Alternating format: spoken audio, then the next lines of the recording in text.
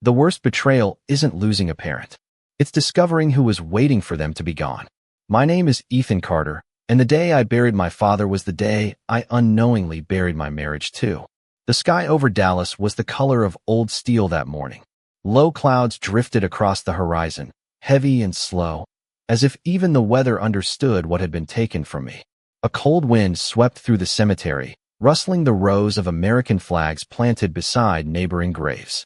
I stood in a black suit that suddenly felt 2 sizes too large, staring at the polished granite headstone that now carried my father's name. William Carter. Beloved father. Loyal friend. A good man reduced to a few words carved into stone. Funny how an entire life can end up fitting on a slab no wider than 30 inches. People often tell you grief comes like a wave. They're wrong. A wave rises and falls. Grief settles into your chest like concrete. It doesn't crash. It hardens. Around me, relatives and family friends slowly drifted away toward their cars. Some offered handshakes. Others offered quiet condolences. I nodded politely through all of it. I couldn't remember half the faces. My mind was somewhere else entirely. For the last 2 years, my father had battled illness with the same stubborn determination that had built everything he ever owned. He never complained, never asked for sympathy. Even in the hospital, he spent more time worrying about other people than himself. That was who William Carter was. The kind of man who taught me that a person's character mattered more than their bank account. The kind of man who always seemed larger than life until life finally reminded us that nobody is larger than time. Rebecca stood a few yards away speaking with guests. My wife of 12 years looked flawless despite the occasion. Her black coat fit perfectly. Her blonde hair rested neatly on her shoulders. To anyone watching, she looked like the picture of support. A devoted wife standing beside her grieving husband. I wanted to believe that image. I really did. But something felt different. Not wrong exactly. Just distant. Like there was a wall between us that hadn't existed before. Every time I looked toward her, I caught her glancing somewhere else. Toward someone else. Jason Brooks. My best friend since college. Jason stood near a line of parked SUVs, talking quietly with a few attendees. We'd known each other for more than 20 years. He had been the best man at my wedding. We'd celebrated promotions together, survived layoffs together, watched football games together, shared beers on countless weekends. If there was one person outside my family I trusted completely, it was Jason. At least that's what I believed that day. As the cemetery gradually emptied, I remained beside my father's grave. The silence felt strange. Final. Like the world had quietly moved forward while I was still standing still. I heard footsteps behind me. Rebecca. Her hand rested lightly on my arm. Are you ready to go? She asked softly. I looked down at the fresh earth covering my father's casket. Not yet. She nodded and stepped away without another word. That should have been enough to ease my mind. Instead, something about it unsettled me. There was no warmth in her voice. No concern. Just impatience carefully disguised as sympathy. Eventually, I walked toward the parking area. Most of the guests had already left. A few remained near the entrance. That's when it happened. The moment I still replay in my head years later. I wasn't trying to eavesdrop. I wasn't looking for secrets. I simply took a different path toward my truck. As I rounded a row of hedges, I heard Rebecca's voice. Quiet. Low. Almost a whisper. Finally, she said. It's over. I froze. Jason answered too softly for me to hear everything. Then Rebecca spoke again. Now we can move forward. The words drifted through the cold afternoon air and settled somewhere deep inside my chest. I couldn't see their faces clearly through the hedge. I only saw silhouettes standing close together. Close enough to make me stop walking. Close enough to make my stomach tighten. For several seconds I stood there completely still. Maybe I misunderstood. Maybe they were talking about my father's suffering ending. Maybe they were discussing something entirely unrelated. Grief does strange things to the mind. It creates shadows where none exist. That's what I told myself. That's what I wanted to believe. Then I heard them laugh. Not loudly. Not cruelly. Just softly. Comfortably. Like two people sharing a private moment.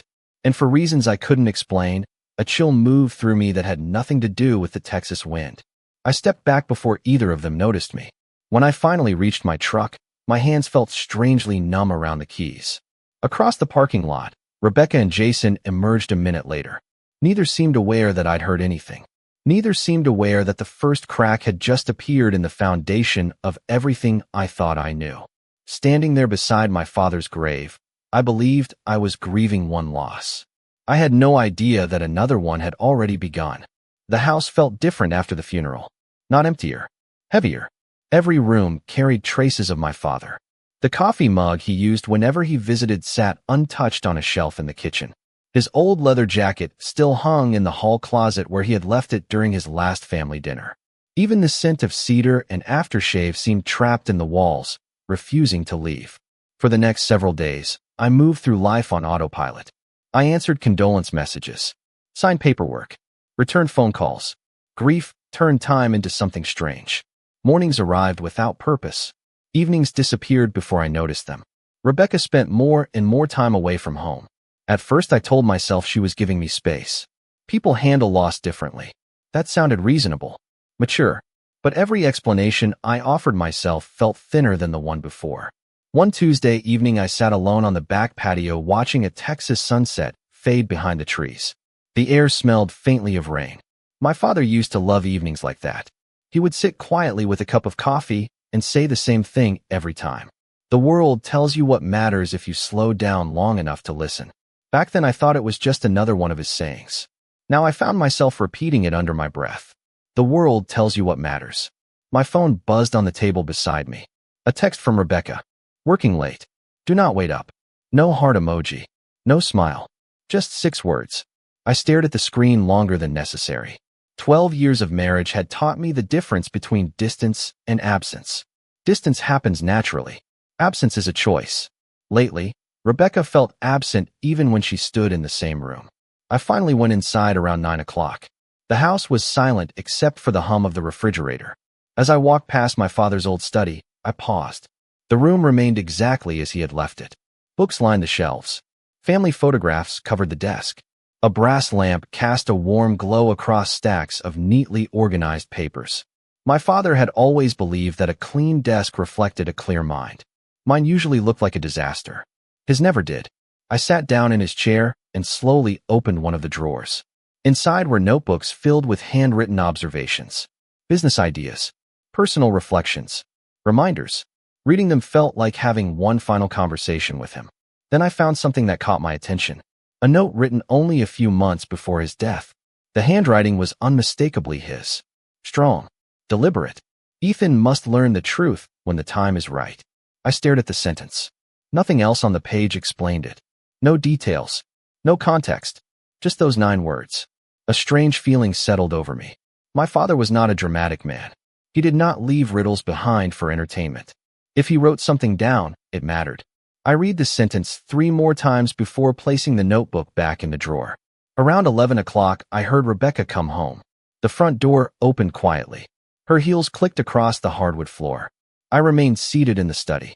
A few moments later, she appeared in the doorway. You are still awake? She asked. Could not sleep. She nodded. You should get some rest. Her voice sounded polite. Professional almost. Like we were co-workers discussing a project instead of husband and wife sharing a home. How was work? I asked. Busy. One word. Nothing more. Silence filled the room. She glanced toward the notebook on the desk. Then back at me. For a second, something unreadable crossed her face. Not sadness. Not concern. Something closer to impatience. I am going upstairs, she said. Good night. Good night. She disappeared down the hallway.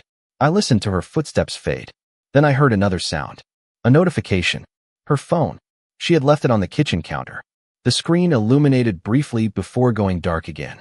I was not the type of husband who checked his wife's messages. I never had been. Trust was supposed to make that unnecessary. But as I stood to turn off the study lamp, my eyes drifted toward the glowing screen. One name was visible before the display went dark. Jason. My stomach tightened immediately.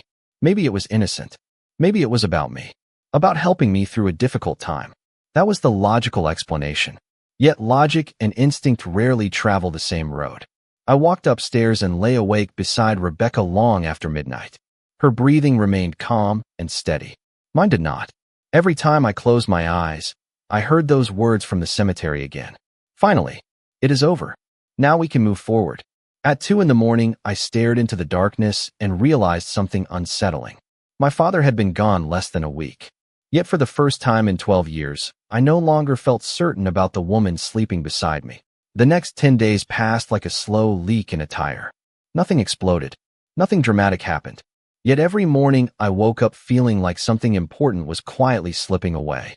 Rebecca became harder to reach, even when she was standing 10 feet from me. Conversations that once lasted an hour now ended in 30 seconds. Meals were skipped. Excuses multiplied. Work meetings. Client dinners. Weekend obligations. Each explanation sounded reasonable on its own. Together, they formed a pattern I could no longer ignore. One Thursday afternoon, I stopped by a coffee shop near downtown Dallas after meeting with an accountant who had helped my father for years. The place smelled of roasted beans and fresh pastries. Soft jazz drifted through ceiling speakers while people worked on laptops and talked about business deals. I ordered a black coffee and took a seat by the window. For the first time all week, I felt almost calm. Then I looked up. Across the street, parked outside a small Italian restaurant, was Jason's truck. I recognized it immediately. We had spent enough years fishing and traveling together that I could identify that vehicle from 100 yards away. At first I thought nothing of it. Dallas was a big city, but coincidences happened every day. Then I saw Rebecca. She stepped out of the restaurant carrying a purse I had bought her 3 Christmases earlier. Jason walked beside her. They were laughing about something. Neither looked uncomfortable. Neither looked surprised to be together.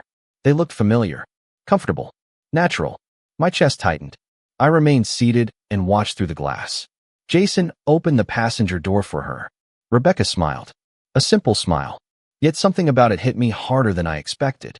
I had not seen that smile directed at me in months. The truck pulled away from the curb and disappeared into traffic. I sat there for several minutes staring at an empty street. Maybe it was business. Maybe they had met for lunch. Maybe there was an explanation that would make everything make sense again. But explanations were becoming harder to find. That evening I called Jason. He answered on the second ring. His voice sounded relaxed. Normal. Hey, brother. How are you holding up? I almost laughed at the question. Getting by, I said. What about you? Same old thing. Work. Bills. Life. He sounded exactly like the Jason I had known for 20 years. Confident. Easygoing. Reliable. We talked for a few minutes about football and local news. Then I casually mentioned the restaurant. Silence. Not long. Maybe 2 seconds. But long enough. Oh yeah, he finally said. I had lunch downtown. With Rebecca? Another pause. She needed advice about something. No big deal. Advice. The word echoed inside my head. 12 years of marriage, and apparently my wife now needed private advice from my best friend. I kept my voice calm. What kind of advice? Just life stuff. You know how things have been lately. I knew exactly how things had been lately. That was the problem. After we ended the call, I sat alone in the living room.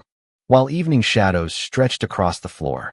My father used to say that trust was built in drops and lost in buckets. At the time, I thought it was just another one of his old expressions. Now I understood. Every unanswered question, every strange interaction, every missing piece of the puzzle. Together, they were becoming a bucket. 2 nights later, everything changed. Rebecca came home earlier than usual. She did not remove her coat. She did not sit down. She stood across from me in the kitchen with her arms folded and an expression I had never seen before. Not sadness, not guilt, resolution. The kind people wear when they have already made a decision and simply need to announce it. My coffee cooled in my hand as she took a deep breath. We need to talk. For words. Simple words. Ordinary words. Yet every married man knows how dangerous they can be. I set the mug down carefully. Okay. She looked directly into my eyes. For a moment, I saw nothing of the woman I married 12 years earlier. No warmth. No hesitation. No uncertainty. Just distance. Cold and complete. Then she spoke the sentence that split my life into 2 separate chapters. I want a divorce. The room remained perfectly silent. The refrigerator hummed softly. A clock ticked somewhere down the hallway. Outside, a car passed on the street. Ordinary sounds continued as though nothing had happened. But inside me, something shifted forever. For several seconds I said nothing. Not because I did not understand the words. Because I did. Perfectly. The strange thing about life-changing moments is how ordinary they often look. There was no thunder outside. No dramatic music. Just a kitchen I had stood in thousands of times, and a woman I thought I knew standing 10 feet away telling me she wanted out. I rested both hands on the countertop and forced myself to breathe. Why? I finally asked. Rebecca looked away first. Toward the window. Toward the dark backyard. Anywhere except at me. Because this is not the life I want anymore. Her voice remained calm. Almost rehearsed. Like she had practiced the conversation before arriving home. Not the life you want. I repeated. What does that mean? She folded her arms tighter. It means I am tired, Ethan. Tired of waiting. Tired of pretending things are going somewhere when they are not. The words landed harder than I expected. My father had been buried less than 2 weeks earlier. The grief was still fresh enough to feel physical. Yet here we were discussing the end of my marriage as if it were a scheduling conflict. So that is it? I asked quietly. 12 years and you are done. Rebecca sighed. Not sadly. Impatiently. Do not make this harder than it has to be. Harder. I almost laughed. Then another thought entered my mind. A thought that had been growing quietly ever since the cemetery. Ever since the coffee shop. Ever since I saw Jason's name on her phone. Is there someone else? The question hung between us.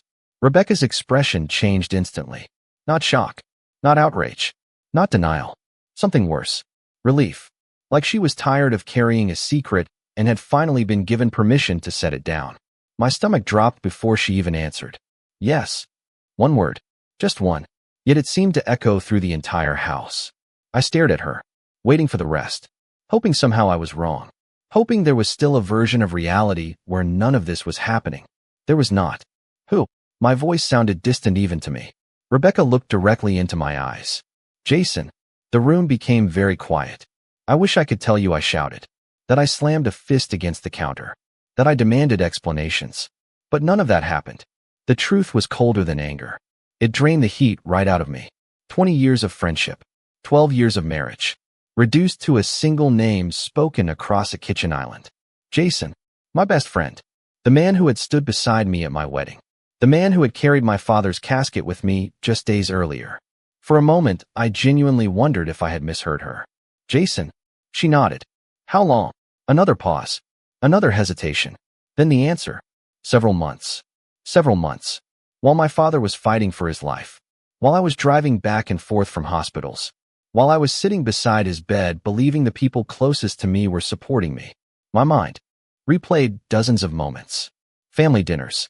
Holiday gatherings. Football games. Small conversations that suddenly looked completely different under the light of truth. Rebecca stepped closer. I never planned for this to happen. I almost smiled at that. It was the kind of sentence people say when they want forgiveness before accountability. When? I asked. When did you decide? She lowered her eyes. A long time ago. There it was. The part that hurt more than the affair itself. Not that she had chosen someone else. That she had stopped choosing me long before I realized it. So the funeral? I asked. The cemetery? Her face tightened slightly. For the first time all evening, she looked uncomfortable. That told me everything I needed to know. I remembered the whisper. Finally. It is over. Now we can move forward. Suddenly the pieces fit together. My father's death had not created their future. It had removed an obstacle from it. Rebecca reached into her purse and pulled out a manila envelope. Divorce papers. Prepared. Organized. Waiting. She set them on the counter between us. The stack looked strangely small for something capable of ending an entire life chapter. I think this is best for everyone, she said softly. Everyone. I looked at the papers. Then at the woman standing across from me. For the first time since my father died, I understood something clearly. I had spent weeks mourning the loss I expected. I had not yet begun mourning the one I never saw coming. I signed the papers 3 weeks later. Not because I agreed with what happened. Not because I forgave either of them. I signed because some battles are already over before you realize they began. The divorce moved quickly. Rebecca seemed eager to close the chapter. Jason disappeared almost entirely from my life. No calls. No messages. No explanations. 20 years of friendship ended with silence. Looking back, that silence told me more than any apology ever could. The house felt larger after Rebecca moved out. Empty rooms have a way of amplifying every sound. The ticking clock in the hallway seemed louder. The creak of the floorboards carried farther. Even the refrigerator humming in the kitchen felt strangely noticeable. For the first month, I spent most evenings sitting in my father's study. It was the only room that still felt steady. Everything else seemed connected to a version of life that no longer existed. One rainy Saturday morning, I found myself sorting through more of my father's records. Financial documents, property taxes, old business correspondence. My father had always been organized. Every folder labeled, every paper filed. It was one of the habits I never inherited. Around noon, I opened a drawer I had somehow overlooked before. Inside sat a small black lockbox. Nothing fancy, just a simple steel box with a keyhole and decades of scratches across its surface. I frowned. I had never seen it before. Taped to the top was an envelope with my name written in my father's handwriting. Ethan. My pulse quickened immediately. The envelope contained a single key and a handwritten note. The paper felt worn between my fingers. I recognized the careful penmanship instantly. Son, if you are reading this, then the time has finally come. There are things I could not tell you while I was alive. Not because I did not trust you, because I wanted you to learn who people truly are before you learn what you truly have. Take the key. Call Richard Bennett. He will explain the rest. Trust him. Love, Dad. I read the note 3 times. Then a fourth. My father was many things, but mysterious was not one of them. Yet the words felt deliberate, planned, like part of something larger. I stared at the lockbox. The key fit perfectly. Inside were several folders, a flash drive, and a business card. Richard Bennett, attorney at law. The name meant nothing to me.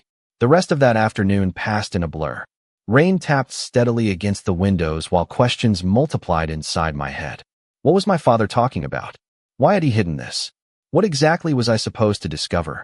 Monday morning arrived gray and humid. I drove downtown and called the number from the business card while sitting in a parking garage. The receptionist transferred me immediately. Mr. Carter, an older voice said, I have been expecting your call. The statement caught me off guard. You have. Your father instructed me to wait until you contacted me personally. I sat quietly. Can we meet? Absolutely. How soon can you be here? 40 minutes later, I entered a law office overlooking downtown Dallas. Floor-to-ceiling windows framed the skyline. Polished wood furniture reflected the afternoon sunlight. Richard Bennett turned out to be a man in his late 60s with silver hair and calm blue eyes. The kind of person who looked trustworthy before he even spoke. He shook my hand firmly and motioned toward a chair. Your father thought very highly of you, he said. I smiled faintly. He did not tell me much about any of this. Richard nodded. That was intentional. He opened a thick folder resting on his desk. Your father spent years preparing for this meeting. My stomach tightened. Years. Not months. Years. Richard adjusted his glasses and studied me carefully. Before we continue, I need to ask something. Are you alone now? The question felt oddly specific. What do you mean? Your father instructed me not to proceed unless certain circumstances had changed. I thought about Rebecca, about the divorce papers, about Jason, about everything that had collapsed since the funeral. Yes, I answered quietly. I am alone. Richard slowly nodded, as if confirming something important. Then he turned the folder around and slid it across the desk. The first page contained numbers. Rows and rows of numbers. Large numbers. Numbers that made no immediate sense. I stared at the page while my heartbeat grew louder inside my ears. Then Richard spoke a sentence that changed everything I thought I knew about my father, my family, and the life I had been living. For a moment, I thought there had to be a mistake. Numbers that large belonged in financial magazines and corporate headlines. Not in the life of a man sitting across from a lawyer wondering how everything had fallen apart in less than a month. I looked down again. Holdings, trusts, investment accounts, commercial real estate, private equity positions. The pages seemed endless. Richard remained silent while I read. He understood that some truths require room to breathe. Finally, I looked up. What exactly am I looking at? My voice sounded thinner than usual. Richard folded his hands on the desk. Your inheritance. I stared at him. My father was comfortable. He did well. But this. I glanced back at the documents. This is not comfortable. Richard nodded slowly. No, it is not. Sunlight reflected against the glass towers outside while my mind struggled to catch up. The man I had known as my father drove a 10-year-old pickup truck. He wore the same watch for 2 decades. He lived in the same house for most of his adult life. He clipped coupons. He repaired things instead of replacing them. Nothing about William Carter suggested a fortune of this scale. How? I finally asked. Richard smiled faintly. That is exactly the question your father expected. He opened another folder. Inside were photographs, contracts, and decades-old business records. As Richard explained, a completely different version of my father's life emerged. Years before I was born, William had become an early investor in several energy and infrastructure ventures across Texas and Oklahoma. Most failed. A few survived. One became extraordinarily successful. Instead of spending the profits, he quietly reinvested them for decades. Compound growth did the rest. The results sat in front of me. Generations of wealth hidden behind a life that appeared ordinary. Why keep it secret? I asked. Richard's expression softened. Because your father believed money changes how people see you. I immediately thought of Rebecca. Then Jason. Richard continued. He told me something years ago. He said if people discover your value only after they discover your wealth, then they never understood your value in the first place. The words landed heavily. They sounded exactly like him. Practical, direct, uncomfortable. Richard slid another document across the desk. The total estimated value currently exceeds $500 million. $500 million. Even hearing the number spoken aloud felt unreal. My father had left behind more than money. He had left behind questions. Questions about trust, about loyalty, about timing, about why he waited until now. Richard seemed to read my thoughts. Your father did not want you to inherit this while your life was crowded by the wrong people. I leaned back slowly. He knew. Richard hesitated.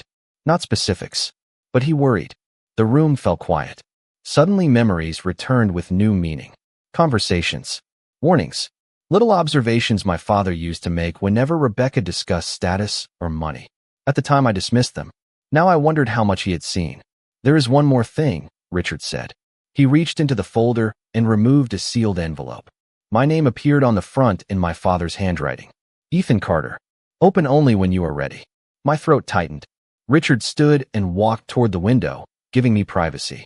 The envelope opened easily. Inside was a letter written several months before his death. I recognized the steady handwriting immediately. Son, if you are reading this, then life has probably hurt more than I hoped it would. I wish I could spare you that pain, but some lessons cannot be inherited. They must be lived. For years I protected this family fortune because I wanted one thing for you. The chance to build relationships that were real. People often reveal themselves when there is nothing obvious to gain. Pay attention to who stays when life becomes difficult. Those are your people.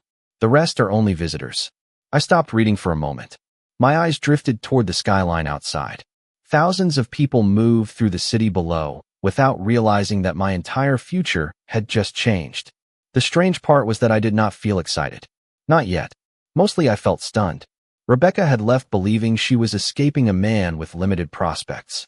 Jason had traded 20 years of friendship for a future he assumed would be better. Neither knew anything about this room, these documents, or the fortune sitting quietly behind my father's final lesson. Richard eventually returned to his chair. What would you like to do next? He asked. I folded the letter carefully and placed it back inside the envelope. For the first time since my father's funeral, I felt something other than grief. Not happiness, not revenge, purpose, the kind that arrives when confusion finally gives way to clarity. I looked at the documents one final time before meeting Richard's gaze. I said quietly, it is time to figure out who I am without all the people who underestimated me. 5 years passed faster than I expected. Grief changes shape over time. It never truly leaves, but it stops sitting on your chest every morning. It becomes something quieter. A voice in the background. A lesson carried forward. My father's letter remained in the top drawer of my desk the entire time. Whenever life became complicated, I would read it again. The words never changed, but somehow they always seemed to say something new. The fortune he left behind did not transform me overnight. Contrary to what people imagine, money does not automatically create purpose. It only amplifies whatever is already there. I spent the first year learning markets, learning investments, learning how wealth actually worked. Richard Bennett introduced me to advisors, analysts, and business leaders who had known my father for decades. Piece by piece, I began understanding the world he had quietly built. The second year became about action. Instead of chasing flashy opportunities, I followed my father's approach. Patience, discipline, long-term thinking. I acquired stakes in infrastructure projects, energy companies, logistics firms, and commercial developments across Texas and neighboring states. Nothing dramatic. Nothing designed for headlines. Just steady decisions made over time. The results compounded. By the third year, people started noticing. Business magazines published profiles. Industry conferences requested interviews. Investors wanted meetings. Yet the strange thing was that I never felt richer than the day I finally stopped caring about proving anything to anyone. Success arrived quietly, the same way my father's had. Meanwhile, life continued moving for everyone else. I occasionally heard updates about Rebecca and Jason through mutual acquaintances. At first, they seemed happy. New house, expensive vacations, social media photographs filled with smiles and carefully filtered sunsets. From the outside, it looked like they had won. But appearances are often marketing campaigns disguised as reality. Around the fourth year, the stories changed. Jason had left a stable position to launch several business ventures. Most struggled. Some failed completely. Debt accumulated. Investments disappeared. Financial pressure entered the picture. Then came arguments. Then distance. Then silence. I never celebrated any of it. Contrary to what people believe, revenge rarely feels satisfying when enough time has passed. Eventually, you stop wanting people to suffer. You simply stop wanting them involved in your life. One autumn evening, I stood inside the executive suite of Carter Holdings overlooking downtown Dallas. The city lights stretched across the horizon like scattered stars. Rain tapped softly against the glass while employees below finished their workdays. The company now managed assets worth billions. Hundreds of families depended on decisions made within those walls. Some nights the responsibility felt overwhelming. Other nights it felt like purpose. My assistant entered carrying a folder. "The invitation arrived this afternoon," she said. "Would you like me to decline?" I glanced at the envelope. It was for a major charitable fundraising gala hosted by several prominent business organizations. The type of event I normally avoided. "Who is attending?" I asked. She named several executives, investors, and community leaders. Then she mentioned one final name. Rebecca Brooks. I had not heard her married name spoken aloud before. Something about it felt strangely distant, like hearing a story about people I used to know. My assistant watched carefully. "Should I decline?" she asked again. I looked toward the rain-covered skyline. 5 years earlier, I would have avoided the event immediately. The wounds had still been fresh. The betrayal still active. But time had changed things. Or maybe it had changed me. "No," I said calmly. "We will attend." She nodded and left. After the door closed, I remained standing beside the window. The city glowed beneath the dark Texas sky. Somewhere out there, Rebecca and Jason were living lives built on choices they believed would make them happier. Somewhere out there, they still had no idea what happened after they walked away. They knew I survived. They probably assumed I moved on. What they did not know was how completely life had transformed. In 3 weeks, at a ballroom filled with hundreds of guests, they were about to discover the truth for the first time. And neither of them would be prepared for what they saw. The ballroom shimmered beneath crystal chandeliers the size of small cars. Soft gold light spilled across white linen tables, polished silverware, and towering floral arrangements. Conversations drifted through the air alongside the sound of a string quartet playing near the stage. It was the kind of event where fortunes were discussed over appetizers and partnerships were formed between dessert and coffee. 5 years earlier, I would have felt out of place in a room like that. Tonight, I walked in without hesitation. My tailored navy suit fit perfectly. My watch had belonged to my father. That was intentional. Of everything I carried into the ballroom that evening, his influence mattered most. Several executives greeted me before I reached my table. Investors, community leaders, board members, people whose names appeared regularly in financial publications. We exchanged handshakes and polite conversation. Nothing unusual, nothing dramatic. Yet I noticed something immediately. People listened when I spoke. They respected my opinion. Not because of money alone, because over 5 years I had built a reputation that stood on its own. Across the room, a large screen displayed the evening's major donors and keynote speakers. My name appeared near the top. Carter Holdings, principal benefactor. I barely glanced at it. Others noticed. Around 8 o'clock, guests began taking their seats. The ballroom filled quickly. Servers moved between tables carrying plates and glasses while conversations settled into a low hum. Then I saw them. Rebecca and Jason entered through the main doors. Time does not stop for anyone, but it changes people in different ways. Rebecca still looked elegant. Jason still carried himself with confidence. Yet something was different. The easy certainty I remembered from years earlier seemed gone. In its place sat fatigue, the kind that accumulates when life does not unfold the way you expected. Neither of them noticed me at first. Their attention remained focused on finding their assigned table. Then Rebecca looked toward the stage. Her eyes paused on the massive screen. I watched the exact moment recognition arrived. She froze mid-step. Jason followed her gaze. His expression changed immediately.